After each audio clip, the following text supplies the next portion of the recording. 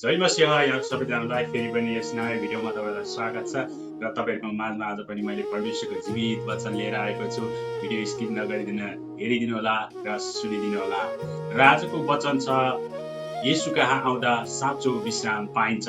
बाइबलको पद छ मत्ती 11:28 मा यस्तो लेखिएको छ, हे सबै थाकेका र बोझले दाबिएका हो, म कहाँ आऊ, म तिमीहरूलाई विश्राम दिनेछु। प्रिय दाजुभाइ तथा दिदीबहिनीहरू, आज संसारमा धेरै मानिसहरू शारीरिक रूपमा मात्र होइन, मानसिक रूप र आत्मिक रूपमा पनि थाकेका छन्। चिन्ता, दुःख, पापको बोझमा, परिवारका समस्या, आर्थिक कठिनाई र भविष्यको डरले मानिसको मन भारी भएको छ। यस्तो अवस्थामा प्रभु येशूले हामीलाई प्रेमपूर्वक बोलाउनुहुन्छ, म कहाँ आऊ। येशूले भन्नुभएको छैन कि पहिले आफैलाई सिद्ध बनाऊ। उहाँले भन्नुभएको छ, जस्तो अवस्थामा छौ त्यही अवस्थामा म कहाँ आऊ।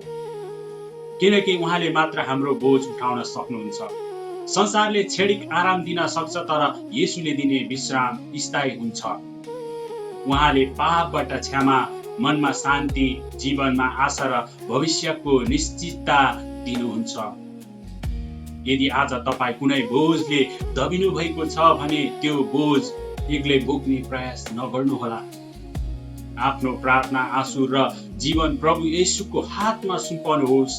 उहाँले तपाईँलाई कहिले अस्वीकार गर्नुहुन्न। उहाँको काखमा आउने प्रत्येक व्यक्तिले साँचो शान्ति र विश्राम पाउँदछ। त्यसैले आजको वचनले हामीलाई सबैलाई एउटै निमन्त्रणा दिन्छ, येशू कहाँ आऊ, उहाँमा भरोसा गरौँ र उहाँले दिनुहुने साँचो विश्राम अनुभव गरौँ। आमेन। परमेश्वरले तपाईहरु सबैजनालाई आशीष दिनुभएको होस्। जय मसीह।